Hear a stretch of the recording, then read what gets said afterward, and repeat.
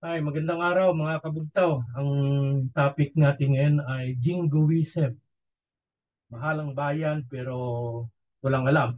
At itong Jingoism ay galing sa salitang Jingo na na-coin noong 1878, referring to the mindless, militaristic British patriot na gustong makapagyera para lang may pakita nila ang kanilang pagmamahal sa bayan nila. Ito ay reaksyon sa nangyari o nangyayari pa ngayon na na convoy daw doon sa West Philippine Sea yung atin to movement. Atin daw ang West Philippine Sea. Ilang beses ko na sinabi na unas natutol tayo. Ilang beses ko na sinabi no na itong West Philippine Sea does not exist. Imagination lang ni na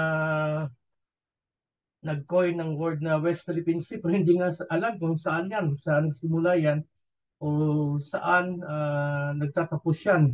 Kasi sinabi ko na noon na para palitan mo yung pangalan na yan,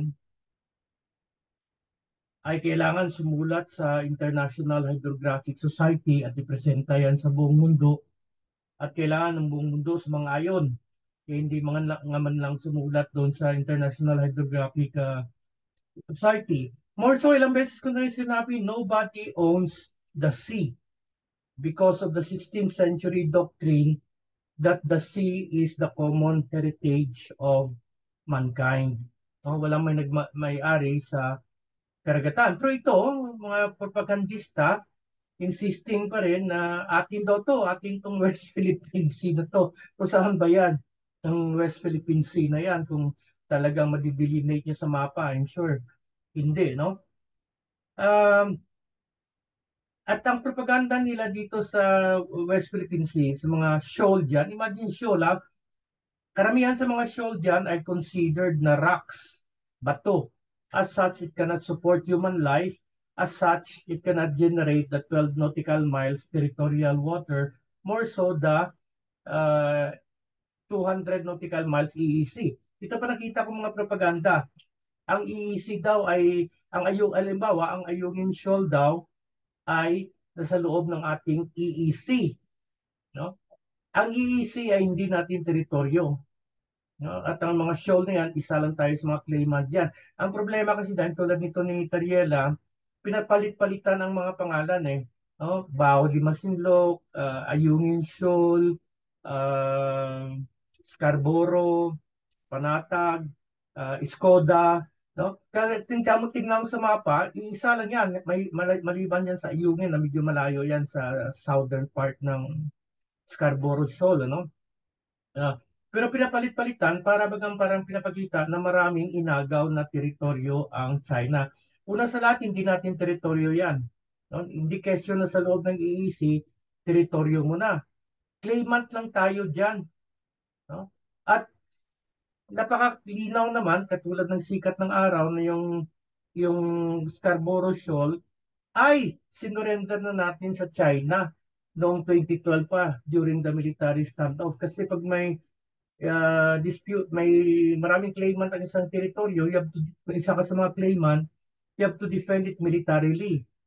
If you cannot defend it militarily, ibig sabihin sinurrender mo. Noong 2012, nagkaroon ng standoff, umatras yung Philippine Navy kasi niloko nga ni Assistant Secretary Campbell ng US Department of State na may agreement daw sa China na pag mag-withdraw ang mga Philippine forces, mag-withdraw din ang Chinese forces. Pero hindi nag-withdraw.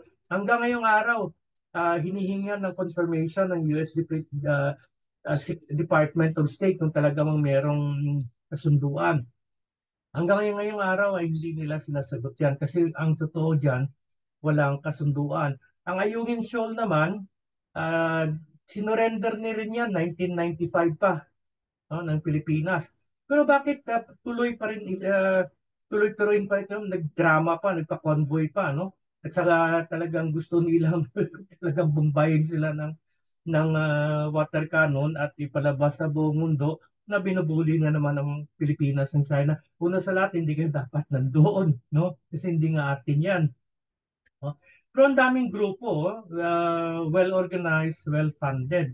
No? Saan sila kumuha ng pondo? No? Ang dami nila, itong mga Citizens Action Party, Akbayan, Royal Reconstruction Movement, at marami pa. Sa recent na talk show ni na Kamentong Laurel at Kaado Paglinawan sa Global Talk News Radio, pinalabas nila na nag-release pala ang CIA, Central Intelligence Agency, lalo na doon sa mga makakaliwang grupo, kasi alam naman natin ang CPP, NPA, ay kontrolado, suportado at kontrolado na ng mga Amerikano. No? Kaya nga kahit komunista sila, kinakalaban nila ang China kasi yan ang ito sa kanila ng CIA master nila. Nag-release pala sila ng 5 million US dollars para sa mga convoy na to, para sa mga organisasyon na to, sa mga leftist group na para kontrahin ang China. Siguro itong 5 million galing doon sa 500 million na Competes Act ng Amerika na inapprove ng US Congress noong 2022 pa ata, no? Itong Competes Act, hindi na I found out recently, hindi lang pala ito para sa propaganda sa media, pero kahit pansuhol sa mga high government official na i-forward ang agenda ng Estados Unidos dito sa Asia. Ewan ko lang kung sino na nakatanggap sa kanila ng kasi yung 1 billion US dollar, 50 million yan dito sa atin, napakalaki na yan, no? Pang-bribe pa pala sa media kahit sa mga educational institution, no? Para hubugin ang utak ng Pilipino tungkol dito. So atin to. Ewan ko ang reaction ko dyan, natatawa ako, naiinis ako, namamangha ako. No? Kung hindi ko naman siguro sabihin gaano kamangmang kabobo mga taong to. No? Hindi naman sila siguro bobo, hindi lang siguro nag-iisip o hindi nagbabasa o hindi nakaabot sa kanila yung tamang informasyon. Pero siguro kahit nakaabot man sa kanila ang tamang informasyon tulad ng pinagsasabi ko dito kasi ito hindi opinion lang, it's based on facts. EO 29 is a fact. Common heritage of mankind is a fact, no?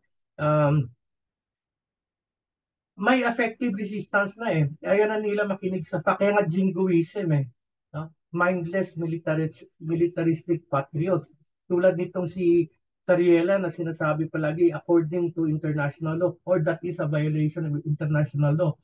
I challenge Tariela at saka sa mga media dyan na during press conference, pag sinabi yan ni Tariela based on international law or what the Chinese are doing is a violation of the international law, takitanong lang si Tariela kung anong international law nakabase na ang Ayungin Shoal ay nasa loob ng EEC natin ay atin. Anong international law? At kung may violation ng international law ang China, pakitanong din anong international law ang binayolate. Kasi sigurado ko hindi masasagot ni Tariela yan. No? Pero ginagamit, no? Mga mabulaklak na salita tulad ng episode natin sa War of the Lies and People of the Lie na no? Kinukulayan, tinatago ang katotohanan sa mga mabulaklak na mga kataga. Atin to, international law. Pakitanong lang po kung ano talagang international law dyan. Talking of international law, may nabasa akong isang international law expert, no? Sa si Jules Badivant, isang French, no, na naging judge sa ICC, na halimbawa itong Nansha o ang tinatawag nating Spratly, no? Ni-research siya sa British Archive at napatunayan niya ito talaga ay pag-aari ng China. Originally sa French yan, pero inabandon na ng French yan. Ang British may claim din dyan. At maraming Asian nation. No? Sabi ni Badivant, regardless of the international is finding on the international law, talagang tinutulak pa rin ng Amerika ang kanilang agenda, no?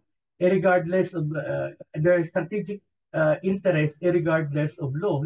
Ibig sabihin, hindi pinapansin ng Amerika ang international law, kundi ang kanilang strategic interest sa Asia, at yan ay sinasalo naman ng mga traidor dito sa Pilipinas. Traidor dahil binibenta nila ang Pilipinas, dahil gusto nila ang Pilipinas isalang sa giyera, dahil yan ang gusto ng mga Amerikano, no?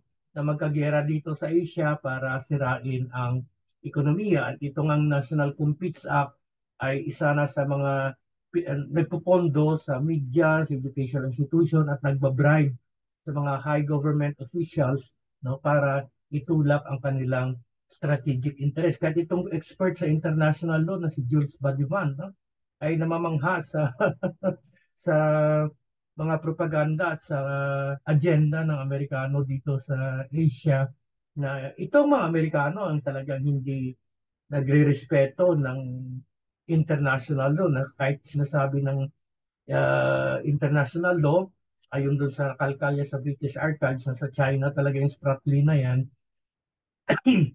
tinutulak pa rin ng propaganda machine ng Amerika at sinasalungan ng um, mga American amboys dito sa Pilipinas na atin daw yan. No? Imagine, atin to. No? So, bakit ganon? Marami na tayong palabas na nagpapaliwanag bakit hindi nag-iisip mga Pilipino, no? Dahil sa edukasyon, reliyon, kultura. May maganda akong librong nabasa kay James Fallow, yung Damage Culture. No? Damage na ang kultura ng Pilipinas dahil sa so much poverty, sa tribalism. Kasi culture, of course, is a way of life, and culture is supposed to enhance life or make things easy. Culture can be oppressive or liberative, no? Tulad ng oppressive culture, pagiging marites ng mga Pilipino, pagiging tamad ng Pilipino, ang hindi pag-iisip ng paggamit ng utak ng mga Pilipino, pagkasinungaling ng mga Pilipino, marami. Or liberative also, tulad ng bayanihan, kalinga sa kapwa, no? Yun, may mga oppressive at liberative features ang culture. Pero kung ng kultura ay naging oppressive na halos hindi ka na makagalaw, nasasakal ka na ng kultura mo, yun ang damage culture. No? Siguro sa susunod na episode natin, gusto kong talakayin yung damage culture kasi tulad nung sa People of the Light saka sa War of the Lies, sabi ko ito ngayong damage culture, ito yung mitsa that will trigger our doom, yung pag hindi pag-iisip ng mga Pilipino ay siyang hahatid sa atin sa kapahamakan, no? Na talagang hinahayaan natin itulak ng mga Amerikano ang agenda nila dito sa Pilipinas, no? Tulad ng itong atin to, nako, pa-picture-picture pa, may mga celebrity pa sa talagang may mga interview, no? Mamatay ng dahil sa iyo, people power daw. May isang obispo pa, nakita ko sa Facebook yan, na tinutulak yung sovereignty natin. Itong mga atin to, my God, wala po tayong sovereignty sa EEC natin, kundi sovereign rights lang. Hindi ba nag-iisip ng obispong to, no? Nangaan ko pa naman to kasi dapat matalino to, no?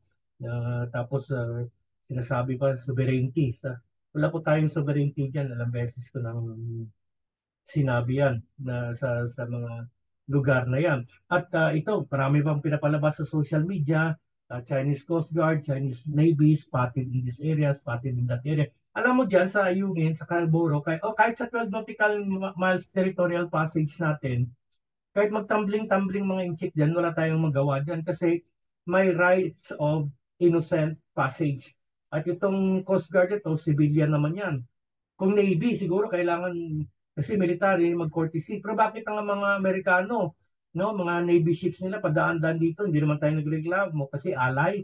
At ang mga Navy ships na yan, may mga nuclear weapons pa yan, bawal sa constitution natin yan. Hindi naman tayo nagreklamo kasi ally. Nung klaseng ally yan na hindi nire-respeto ang constitution natin, dahil dapat mag-courtesy lang naman sila sa atin. Pero parang dinidiktahan tayo ng Amerikano. Tulad itong nangyari recently kay Admiral Carlos, no? He's on the right track. Kasi bago niyan, mula pa ata 2022, may mga agreement kasi si Jinping sa si President Marcos doon ata sa San Francisco during the APEC, no? Conference. na kailangan ng de-escalation. So, ganoon din, may mga pronouncement din ang ang Department of Foreign Affairs natin saka Ministry of Foreign Affairs natin, nag-usap ang Minister of Foreign Affairs ng China at ang Secretary of Foreign Affairs dito to de-escalate the tension. Kaya yung ginawa ni Carlos is in accordance with, is in alignment with the agreement of the President of the Philippines and the President of China. Pero dininay ni na Gibo yan, ni na Anyo yan. Nung lumabas yung recording, kaysa na i-accept yun, sila yon, ang ginawa nila, they're putting out fire with fire. It's like jumping from the pan to the fire kasi wiretapping daw, Diyos ko, parang hindi abogado. No? Government to government conversation, laging recorded yan. At saka hindi mo patalsik mga diplomat na yan kasi may immunity yan. The most that the foreign affairs can do is to ask them to explain. That's all. Wala naman. Kung aalis siya o hindi, depende yan uh, sa gobyerno ng China. Pero kung ipilit mo talaga na paalisin niya, you are jeopardizing our relationship with our major trade partner. Imagine, may isang professor dyan sa De La Salle University na kailangan expel na daw yung mga diplomat dito and recall our diplomats from China. Paano yung mga OFW sa China na Pilipino? Ang dami doon. Yan ang problema. Hindi naman nasagot yan eh. Bibigyan niya ba ng trabaho yan? Kasi maraming Pilipino sa China nagtatrabaho kasi malaking ang sweldo doon. Tulad ng sinabi ko noon, ano? Socialist kasi, sa isang socialist country, labor is always given the priority. No? Ayan ang problema minsan sa mga akadim kasi lutang sa hangin. Pronouncement lang ng pronouncement, hindi nila alam talaga kung anong nangyayari sa ground. Kaya akong style ko talaga, nagtuturo ako tapos maghihinto ako ng pagtuturo ng ilang taon tapos lalabas magtrabaho sa mga ahensya ng gobyerno o sa private para talaga maranasan mo yung actual realities on the ground, hindi lang yung puro teorya sa akademya, no, na hindi nakaugat sa katotohanan. Kaya may pag-asa na ba na itong mga atin to movement makinig? Walang pag-asa yan na makinig kasi una, lalaki ng pondong binibigay sa kanila. Pero yung mga sincere Pilipino, no, na talagang sumali doon kasi mahal doon nilang bayan nila, ipagtanggol nila sa pang-aagaw ng China, may pag-asa pa kayang makinig sila sa reason, no, sa tamang pag-iisip. Siguro yung iba, kung iba hindi. Pero sa tingin ko, basta Pilipino, yun nga. Siguro maganda talaga sa susunod natin na episode yung pag-usapan natin yung damage culture. Ano? Kasi nasa kultura na yan na hindi talaga nag-iisip at napaka-sentimental tulad ng pinag-usapan natin doon sa Cinderella Complex. No? Na talagang buo na yung isip nila na bully ang China, inagaw yung teritoryo natin, kaya dapat ipagtanggol. Eh, anong gagawin niya? Mag-people power kayo ito, marami. Kung talaga buti na lang, wala silang dalang construction supply kasi bubumbayin talaga sila ng water cannon doon. Saka propaganda na naman yan na inaapi na yung mga Pilipino. Una sa lahat, hindi kayo dapat nandun eh. No? Parang yung nangyari dito, kumuha tayo ng bato, pinukpok sa sarili natin ulo, itong pinagagawa natin circus. No? Tawag ko dyan circus eh. Dyan sa South China Sea. Mga kabugtaw, hindi po atin yan. Hindi po atin yan. No? Una sa lahat, wala nagmamayari sa karagatan. Pangalawa, may mga shoal man dyan na kiniklaim natin. Claimant lang tayo dyan. Pero yung Scarborough, Ayungin, sinurrender na natin yan. Kaya wag tayong magpaloko, gamitin natin ang utak natin at hindi lang yung emosyon natin. Maraming salamat mga kabugtaw. Sa susunod, sige, pag-usapan natin yung damage culture.